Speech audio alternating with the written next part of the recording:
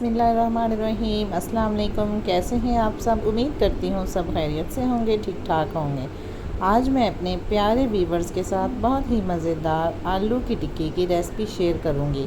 इस रेसिपी को आप बनाएंगे तो आप यकीन करें कि आपकी रेसिपी बहुत ही मज़ेदार बनेगी और बिल्कुल होटल स्टाइल आपकी रेसिपी बनकर तैयार होगी।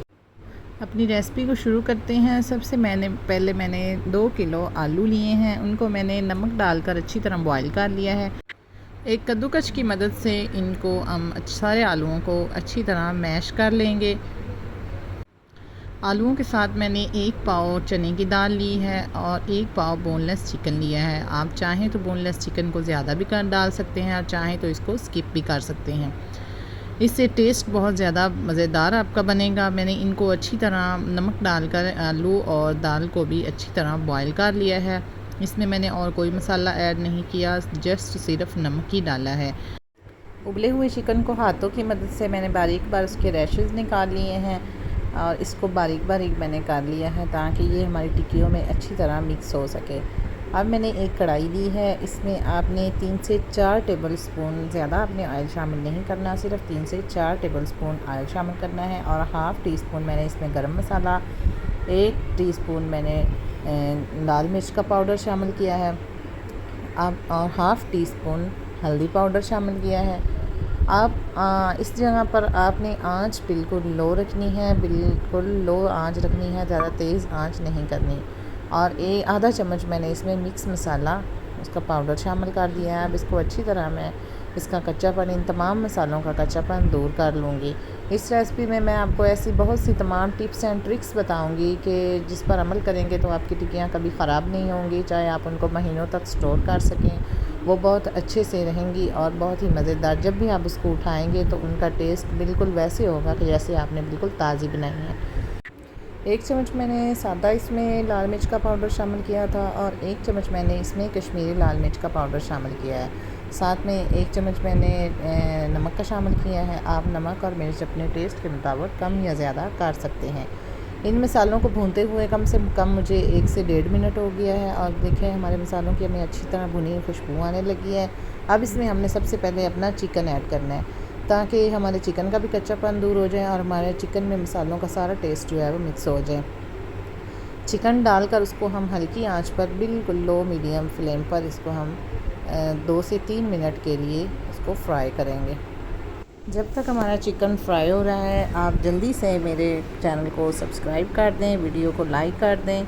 और ये आपकी तरफ से प्यार होता है, मोहब्बत होती है, हमें एक इनाम होता है कि हम अच्छा काम कर रहे हैं और हमारा काम आप लोगों को बहुत ज़्यादा पसंद आ रहा है। तो देखिए जी, माशाल्लाह से हमारा चिकन जो है वो उसको हमने 2 से 3 मिनट के लिए हल्की आंच पर फ्राई कर लिया था। अगर आपको उसमें कोई मतलब ज़्यादा बड़ी बोटी नज़र आती है तो आप उसको चम्मच की मदद से बारीक कर सकती हैं, क्योंकि टिक्कियों में हमें बिल्कुल बारीक मसाला चाहिए होता है। अगर कोई ज़्यादा मोटा मसाला होता है तो वो उसमें बिल्कुल भी अच्छा नहीं लगता। चिकन भुनने के बाद हम इसमें एक बड़े साइज़ का हमने प्याज लिया है, उसको बारीक बारीक चॉप कर लिया है। अब इसमें हमने उस प्याज को शामिल कर देना है। आप चाहें तो प्याज को स्किप भी कर सकते हैं, लेकिन मुझे प्याज बहुत मज़े का लगता है, इसकी खुशबू बहुत अच्छी लगती है, तो आप प्लीज़ इसको ज़रूर ऐड कीजिएगा और फिर आप इसका टेस्ट चेक कीजिएगा। तो इसको हम प्याज को हमने शामिल करने के बाद 1 चम्मच भर के हमने धनिया पाउडर का शामिल किया है, पिसा हुआ धनिया पाउडर है। तो ये देखें माशाल्लाह से जी हमारे प्याज बिल्कुल भी नज़र नहीं आ रहे हैं, अच्छी तरह हमारे प्याज बीच में मिक्स हो चुके हैं। तो ये हमारा मसाला जो है वो बिल्कुल रेडी हो चुका है, भुन चुका है, तैयार हो चुका है। तो अब हम इसमें अपनी नेक्स्ट इंग्रेडिएंट शामिल करते हैं। अब हमने जो हमारे पास उबली हुई दाल थी उसको हमने इसमें शामिल किया है और साथ में हम इसको भी चम्मच हिलाएंगे और चम्मच हिलाने के साथ इसको हम अच्छी तरह इसमें शामिल करेंगे और इसको भी हम 1 से 1.5 मिनट के लिए दाल को भी भून लेंगे। इन तमाम मसालों को आप याद रखें कि आपने बिल्कुल मीडियम से लो मीडियम फ्लेम पर आपने भूनना है। ज़्यादा तेज़ आपने आंच नहीं करनी वरना आपके मसाले जल जाएंगे। और इसमें देखिए जी माशाल्लाह से हमारा कितना अच्छा और मज़ेदार मिक्सचर बनकर तैयार हो गया है। अब इसमें अपनी हम लास्ट इंग्रेडिएंट शामिल करते हैं और वो है पोटैटो। जिसको हमने मैश करके रख लिया था, जिसमें हमने कद्दूकश किया हुआ था। अब उसमें हम ये सारे पोटैटो शामिल करेंगे और शामिल करने के साथ हम चम्मच को हिलाएंगे और सारे मसाले के साथ हम इन आलूओं को मिक्स करेंगे। तमाम आलू अच्छी तरह मिक्स हो चुके हैं और इसके ऊपर अब हम हरा धनिया डालेंगे। इसको हम अच्छी तरह इसमें मिक्स करेंगे। एक बात का आपने बिल्कुल ख़ास ख्याल रखना है कि ये जो आलू हैं इनको आपने हाथों के साथ नहीं मसलना, बल्कि इसको आप या सिलबट्टे में इसको पीसें या फिर आप इसको कद्दूकश के ज़रिए इसको करें। तो इस तरह करने से इसकी गुठलियाँ बिल्कुल नहीं बनेंगी। एक बात और याद रखनी है कि जब आपने इस तमाम मसाले में आलूओं को शामिल करना है तो उससे पहले अपनी आंच को बिल्कुल बंद कर देना है, अपना चूल्हा ऑफ़ कर देना है और उसके बाद फिर आलूओं को शामिल करना है, फिर अच्छी तरह मिक्स करना है। अब हमने ये एक इस तरह का लिया है जिसमें हम टिक्की बनाते हैं। इसमें साइज़ छोटा या बड़ा भी कर सकते हैं, जिस तरह का साइज़ आपको पसंद हो तो उसके मुताबिक आप इस साइज़ की टिक्की आप तैयार कर सकते हैं। आप चाहें तो हाथों की मदद से भी तैयार कर सकते हैं। एक हमने जार लिया है, उसमें हमने इसके नीचे थोड़ा सा ऑयल लगाया है और उसके ऊपर हमने वो मसाला रखा है। मसाला आपने बिल्कुल ठंडा करके फिर उसकी टिक्कियाँ बनानी है। गरम मसाले की टिक्कियाँ आपने बिल्कुल भी नहीं बनानी। अगर हो सके तो आप इस मसाले को थोड़ी देर के लिए फ्रिज में भी रख दें।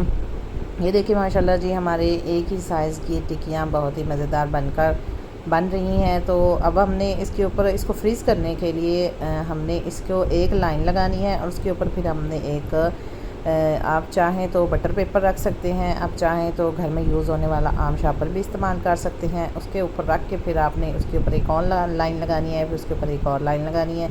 इस तरह जैसे ही हमारे ये सारी टिक्कियाँ बनकर तैयार हो गई हैं, आप देख सकते हैं कि बहुत ही अच्छी और बहुत ही प्यारी टिक्कियाँ बनकर हमारी रेडी हो चुकी हैं। अब हम इनको करते हैं ओवरनाइट के लिए फ्रीज़। आप चाहें तो इनको अभी भी फ्राई करके मेहमानों को सर्व कर सकते हैं और चाहें तो आप इनको फ्रीज़ करके बच्चों के लंच बॉक्स के लिए भी रख सकते हैं। तो चलें जी, टिक्कियाँ फ्राई करने के लिए हमने एक आधा डंडा लिया है, उसको हमने मैश किया है, उसके बीच में हमने टिक्की को डिप किया है। और आपने इन टिक्कियों को एक बात याद रखनी है कि इनको फुल डीप फ्राई नहीं करना, बल्कि हल्का सा ऑयल लगाना है। चाहें तो तवे के ऊपर लगा लें, चाहें तो इनको फ्राई पैन में इसको कर लें। बस आपने बिल्कुल हल्का सा ऑयल लगाना है, क्योंकि इसका तमाम मसाला मैं पहले ही बहुत अच्छी तरह पका चुके हैं, तो हमें इसको डीप फ्राई करने की ज़रूरत नहीं है। हल्का सा ऑयल लगाएं और इसको अच्छी तरह फ्राई करें। जो लोग हेल्थ कॉन्शियस हैं वो इन टिक्कियों को इस्तेमाल कर सकते हैं, क्योंकि इसमें ऑयल हमने बिल्कुल भी यूज़ नहीं किया, बहुत कम ऑयल इसमें इस्तेमाल होता है। तो माशाल्लाह इसको बच्चे बड़े सभी इसको शौक़ से खाते हैं। इसको चाय के साथ बनाएं, इसको लंच में बनाएं, इसको नाश्ते में इस्तेमाल करें और इसको बच्चों के लंच बॉक्स में डाल कर दें। ये टिक्कियाँ आपकी पूरा साल चलेंगी और ख़राब नहीं होंगी।